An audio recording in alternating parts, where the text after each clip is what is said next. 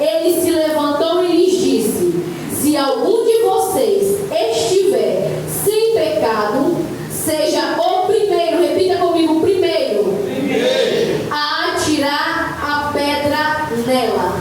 Pode se assentar em nome do Senhor Jesus, amém? Para você entender o capítulo 8, nós vamos ter que voltar um pouco atrás, para que você entenda o que foi que sucedeu aqui neste texto. O livro de João, ele foi escrito mais ou menos a 85, 90 anos depois de Cristo, ou seja, depois que Cristo tinha vindo, tinha morrido na cruz do Calvário, ressuscitado ao terceiro dia e subido para os céus.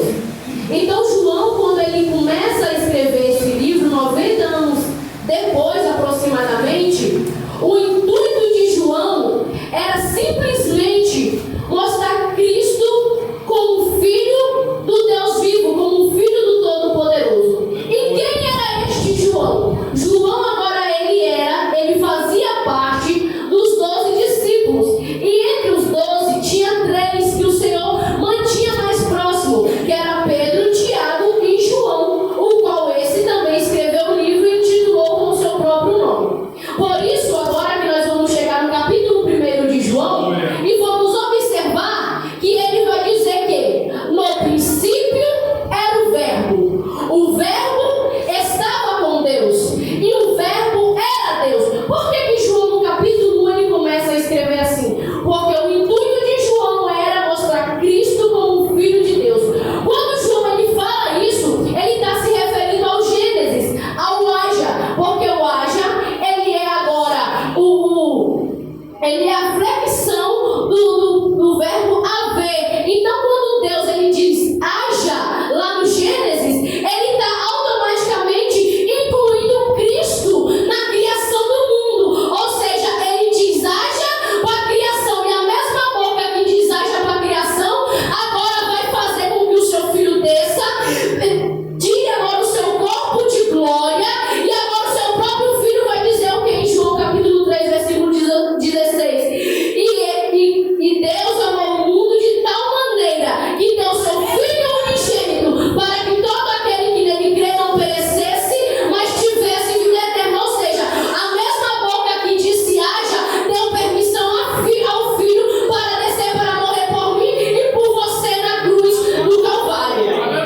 E quando chega no versículo 14 do capítulo 1, vai dizer bem assim, ó: e o verbo se fez carne e habitou no meio de nós, e nós vimos a sua glória. Agora preste atenção comigo. Quando João fala assim, ó, e nós vimos a tua glória, ele tinha que dar uma continuação para isso que ele escreveu. E nada mais justo seria registrar o primeiro milagre de Jesus Cristo. Por isso que no primeiro capítulo ele mostra Cristo como Filho de Deus, e no capítulo 2 ele já vai mostrando o poderio que o Filho de Deus tinha na terra, que era esse agora de fazer milagres. E todos nós conhecemos muito bem a história, o qual agora Jesus Cristo, ele em dado momento ele vai estar no casamento em Caná da Galileia, e vamos observar que os casamentos daquele tempo demoravam 7 dias. Então agora o vinho vai acabar.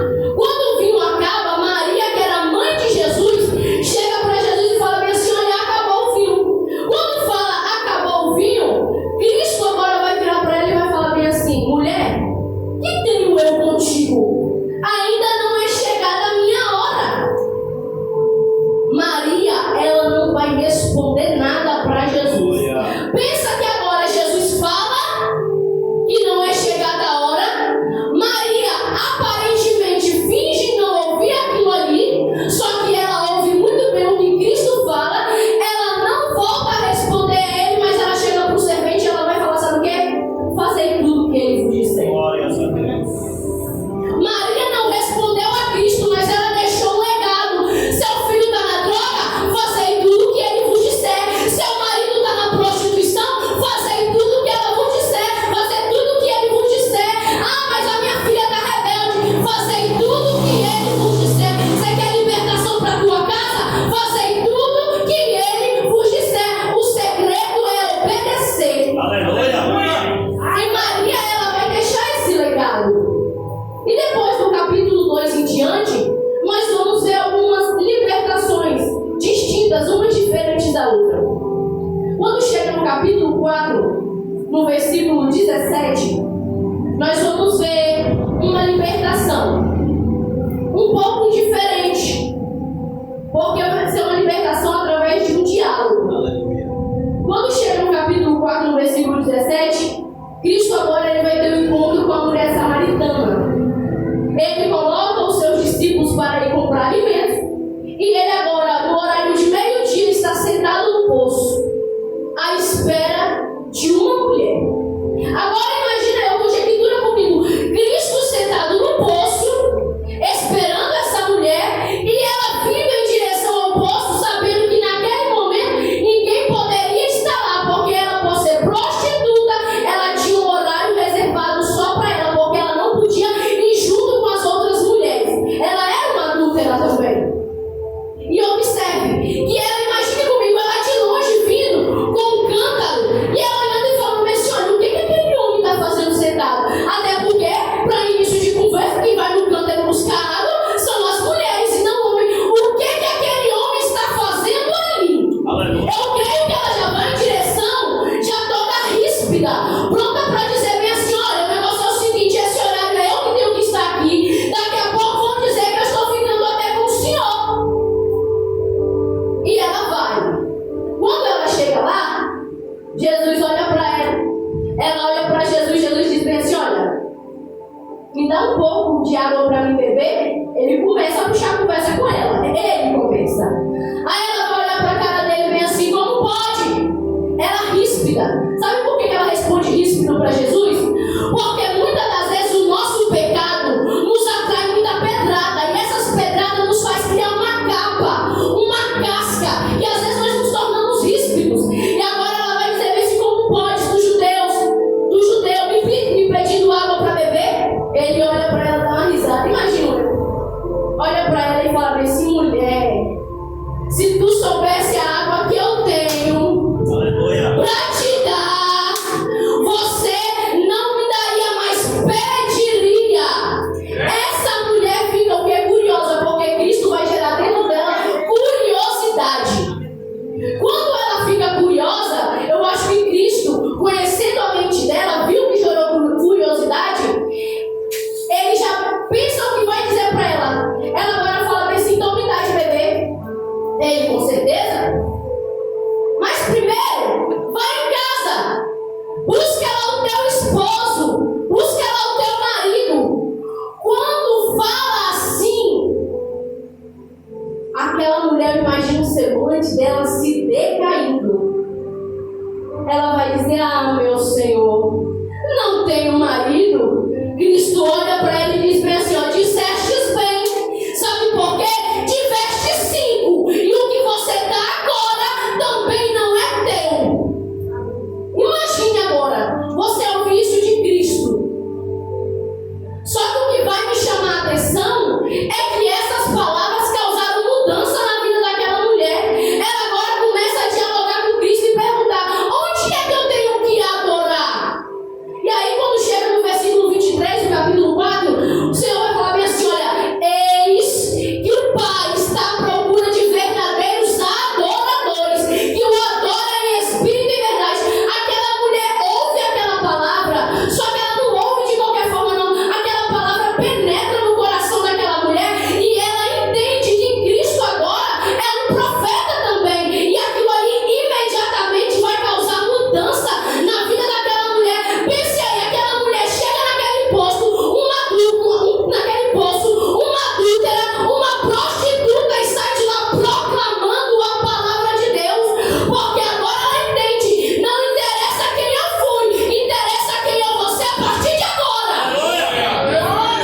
Ela entende, não me interessa o que vão falar, eu posso ter chegado no poço uma adúltera, posso ter chegado no poço uma prostituta, mas vou sair daqui sendo uma missionária da casa do Senhor.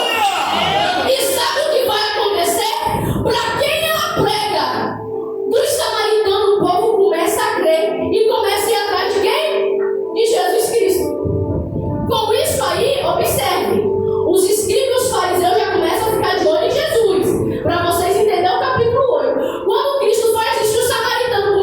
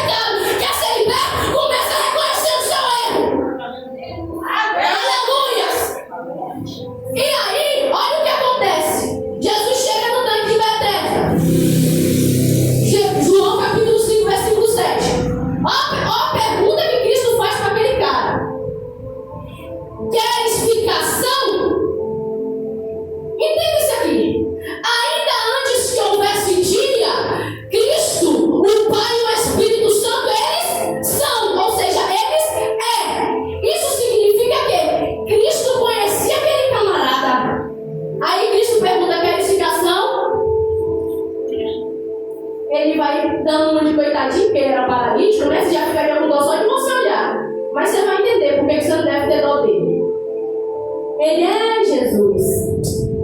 Quando os anjos descem e balançam as águas, não tem ninguém que me coloque lá para que eu saia curado. Muito pelo contrário, quando eu penso em ir, outro já foi no meu lugar e é curado. Cristo responde ele? Não. Cristo dialoga com ele como fez com a mulher adúltera? Com a mulher de Samaria? Não. Cristo não abre a boca e não fala nada. Às vezes eu e você fica se perguntando: rapaz, por que Deus faz tanta coisa na vida de fulano? Se fulano é assim, se fulano é assado, entenda. Tem coisa que é para a glória de Deus. Não é nem porque a pessoa é merecedora, é porque quem está ao redor tem que ver o que Deus faz. Glória a Deus. Entenda isso.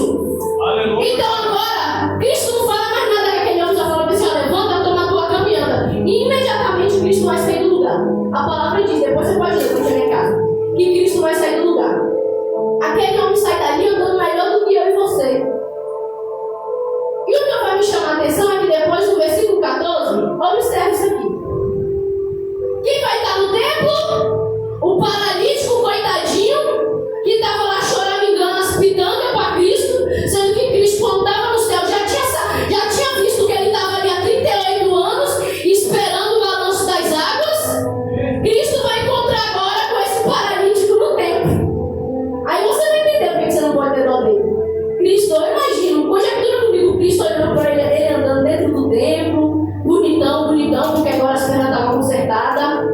Cristo olha para ele, ó, fala com ele: vai e não peques mais, para que não te suceda coisa pior.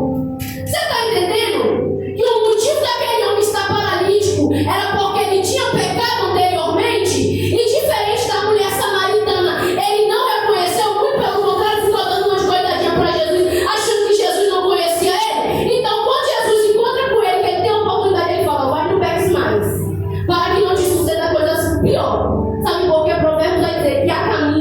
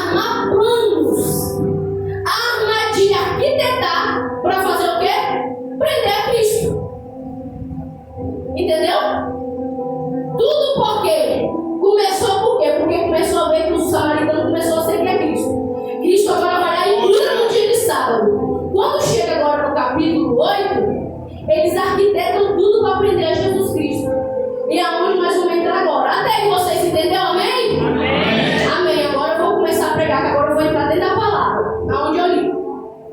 Quando chega no capítulo 8, no versículo 1, vai nos dizer assim, ó. E voltou ele do Monte das Oliveiras e foi para o templo. Por que ele fala que ele veio do monte e voltou para o templo? Por quê? Você vai entender. No capítulo 7, Cristo agora ele está ensinando no templo. Observe, Cristo está ensinando no templo. E o que vai acontecer? Os escribas, que eram naquele tempo os mestres que aplicavam as leis, e os fariseus, que eram aqueles religiosos que faziam questão de cumprir as leis e os rituais, estavam lá. De que forma? Às escondidas. E colocaram agora soldados para prender Jesus Cristo. Isso no capítulo 7. E quando agora eles mandam os soldados ir prender Jesus Cristo, vai acontecer algo diferente. Porque se você não sabe, você vai ficar sabendo agora, que os escribas naquele tempo ensinavam sentado. Só que quando chega no capítulo 7, no versículo 37, vai dizer bem assim, que Cristo agora, ele se põe de pé, ou seja, já começa aí, o povo estava acostumado a ver os escribas sentados. Vai dizer que Cristo se coloca de pé e clama, ou seja, ele começa a falar em alta voz. Quando Cristo começa a falar em alta voz,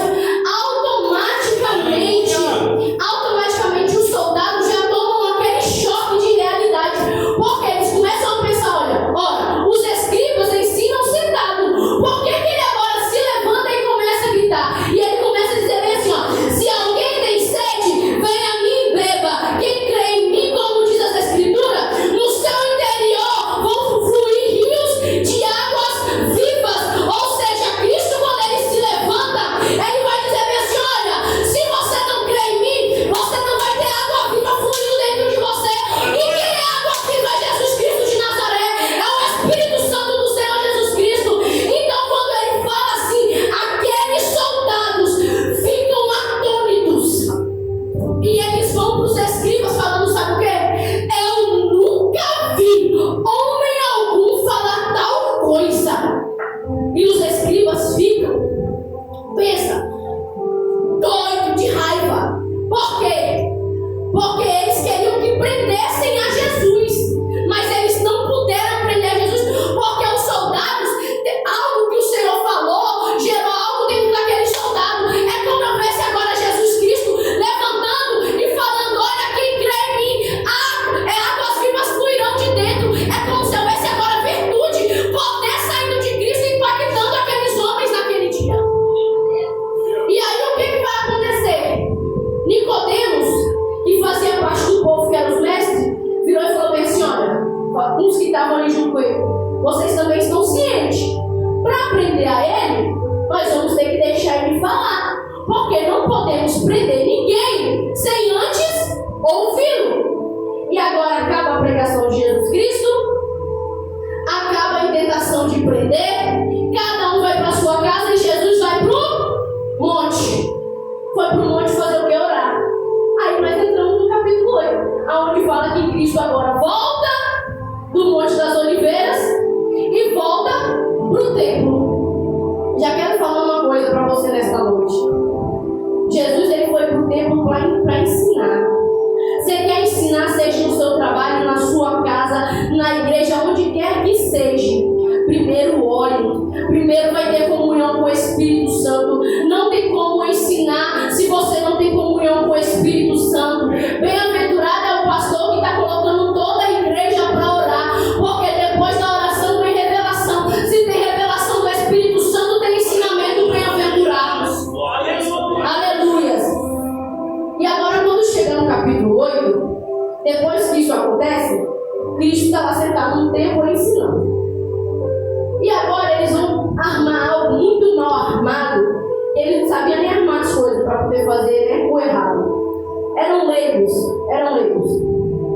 Cristo vai estar lá ensinando. Vai chegar agora os fariseus, os escribas, com a mulher pega em ato de adultério. Eles chegam agora e colocam essa mulher frente a frente com Jesus.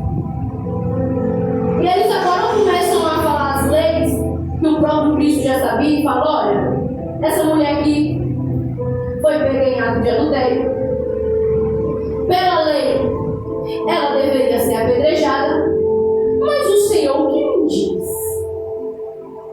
Só que eles ficam falando, e enquanto ele está falando, enquanto o povo está falando, aquela mulher está lá, creio eu, que até despida, porque fala que ela foi apanhada. Apanhada no grego quer dizer o quê? Foi tirada à força. Ou seja, ela estava no ato, ela não queria vir por vergonha, porque tem pecado que causa em mim e você vergonha, e ela é apanhada, ela foi arrancada do ato de adultério, e ela foi colocada na frente de Cristo. E Cristo agora ele se abaixa. E ele começa a escrever. Aleluia! Começa a escrever. Só que agora ele já não suporta mais o que eles estão falando. E ele vai falar para esse: olha, quem de vocês não tiver pecado, seja o primeiro a tacar a pedra. E Cristo volta a escrever.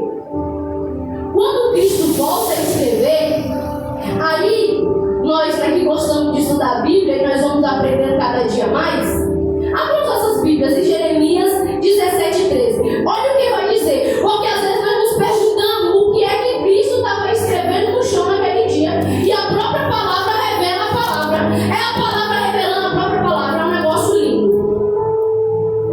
Jeremias capítulo 17, versículo 13. Eu vou ler só a parte B. Todos acharam? Jeremias 17, versículo 13, só a parte B. Diz assim, ó: os que apartam de mim terão seus nomes escritos na terra, porque abandonaram a Deus o manancial de águas vivas. Ou seja, quando Cristo está ali escrevendo o nome daqueles homens, era o nome dos homens que iriam abandonar a Deus o manancial de águas vivas. Ou seja, o profeta Jeremias já havia profetizado isso. E eles agora, e Cristo continua a escrever. E vocês já acham que eles vão se atentar para isso? Claro que não. Porque se fosse eu já ia logo para Apocalipse 22:17, que diz assim: e quem tem sede venha, e quem quiser que beba da água da vida, coma dessa palavra, beba dessa palavra, porque só ela pode trazer libertação e restauração para a tua vida. E a palavra diz: e quem quiser beba da água da vida. Ou seja, para você ter libertação, você tem que querer. Jesus Cristo, ele é, como se diz aí, né? Jesus Cristo é para todos, mas nem todos o querem, nem todos o aceitam. Ele está de braços abertos, esperando a mim e a você, porque eu creio que ele está me esperando naquele grande dia quando ele voltar. Jesus Cristo é lindo, aleluia! Jeremias já tinha dito isso. Agora vamos lá, para eles que eram mestres das leis, era para eles ter se atentado a isso. Missionário, eles não vão se atentar? Eles vão se atentar para o que Jesus fala, mas não vão nem se atentar para o que Cristo. Porque se eles param e pensam na profecia de Jeremias, eles imediatamente iam reconhecer que Cristo era filho de Deus. Mas eles não observam isso. Missionária, por que você está dizendo isso? Porque a palavra vai dizer: e os que ouviram, eles ouviram o que Jesus falou, mas não observou o que Cristo escreveu. E depois que eles ouvem o que Cristo fala, aquilo ali começa a condenar eles. Aquilo que Paulo fala: examinai, pois, o homem a si mesmo, não é examinar, pois, o homem o próximo. Foi isso que eles fizeram. Eles pararam de examinar aquela mulher adúltera e começaram a analisar a si mesmo. Agora eu te falo, sabe por que eles começaram a se autoanalisar? Porque Cristo vai dizer, ó: seja o primeiro. Primeiro no grego quer dizer shirad, ou seja, primazia. Cristo em outro tempo, em outras palavras, estava dizendo: quem aí de vocês é a primazia? Ou melhor, qual de vocês estavam na fundação do mundo para querer matar aquilo que eu dei o meu sopro de vida? Em outras palavras, ele estava dizendo: quem são vocês para matar aquilo que eu tenho plano e projeto? Quem são vocês para querer tacar pedra naquilo que eu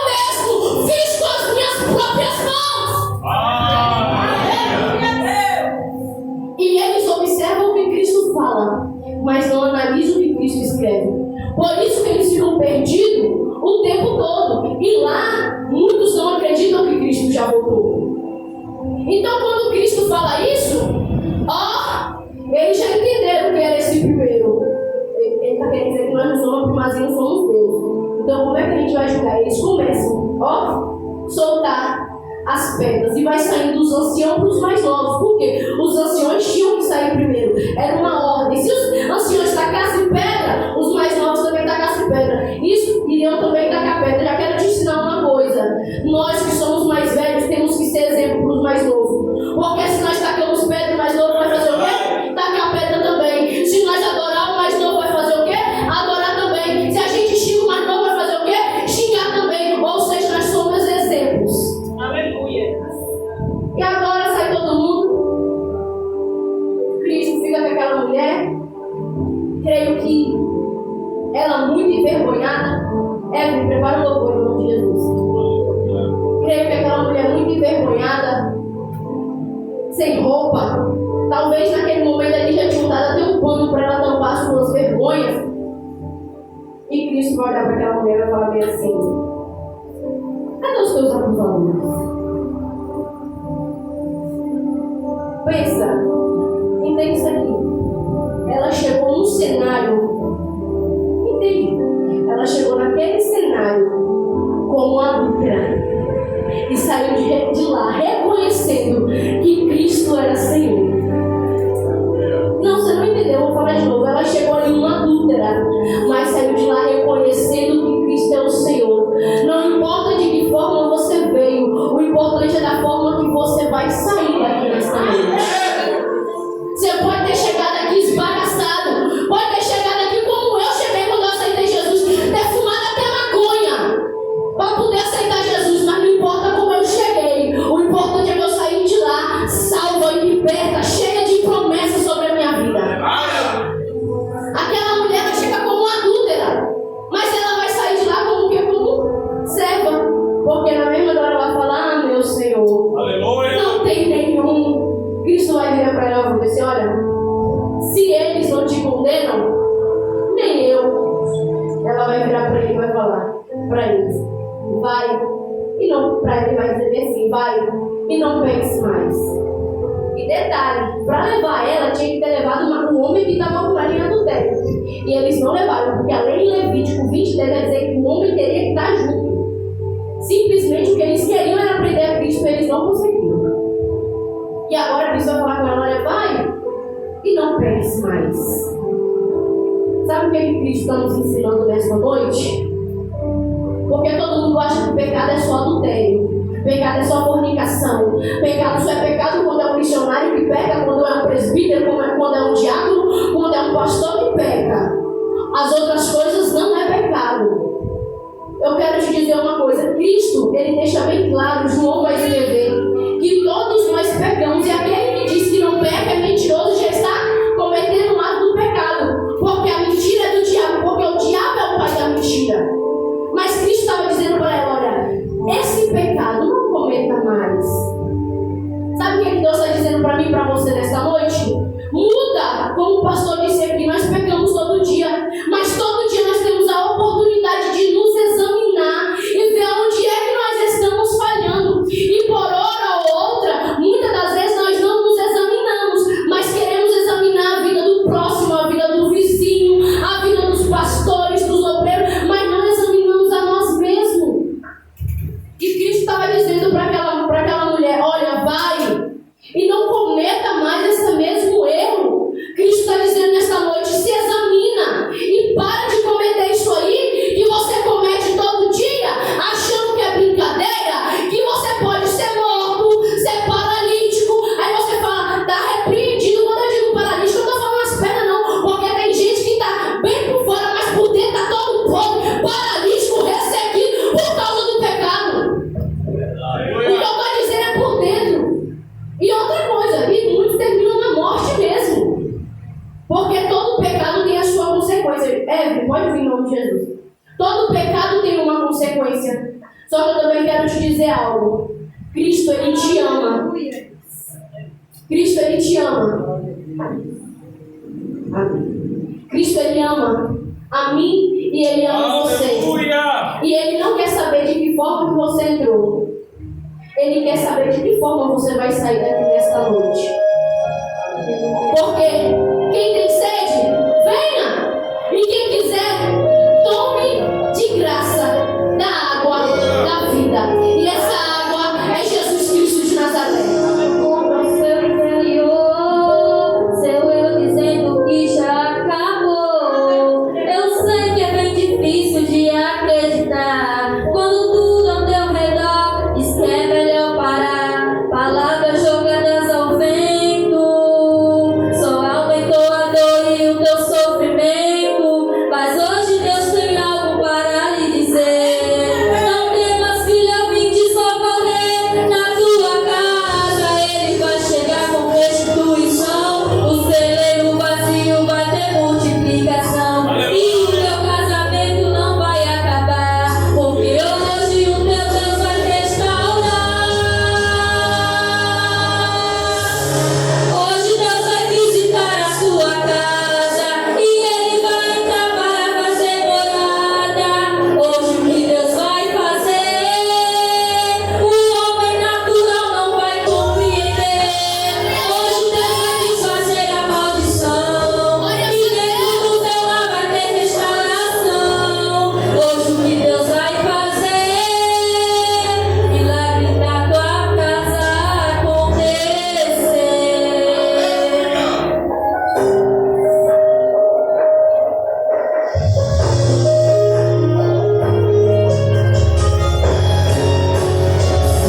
Na tua casa Ele vai chegar com restituição. O celeiro vazio vai ter multiplicação. E o teu casamento não vai acabar, porque hoje o teu Deus vai restaurar.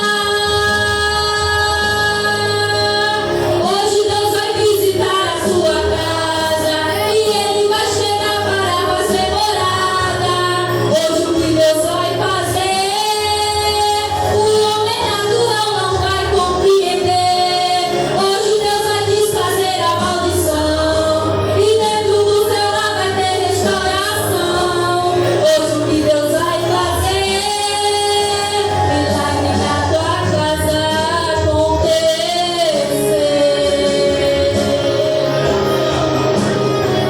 Ele vai fazer.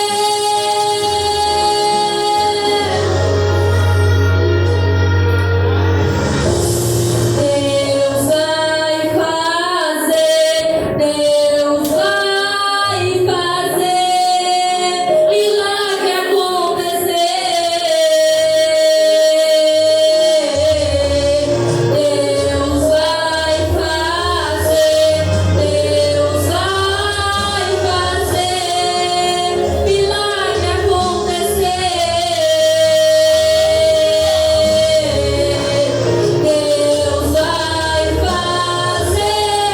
Deus vai fazer,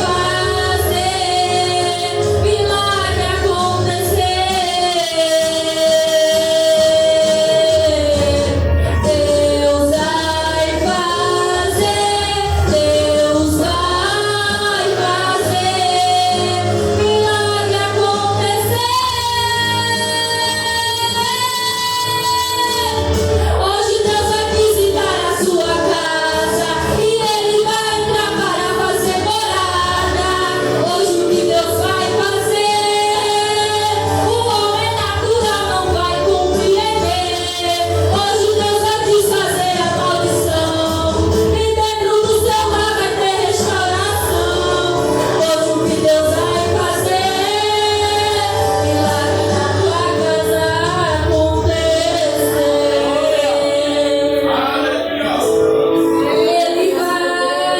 Ele vai fazer, milagre na tua casa acontecer. Mediante essa palavra, eu não posso deixar de fazer uma pergunta nesta noite. Tem alguma alma que ore para Jesus? Para aceitar esse Deus lindo, esse Deus poderoso, que vai mudar não só a sua vida, como também toda a sua trajetória. O Senhor não quer saber como você saber como Ele vai agir na sua vida. Isso aí você pode ter certeza que Ele vai trabalhar de uma forma sobrenatural. Eu estou te dizendo isso por certeza, pelo que Deus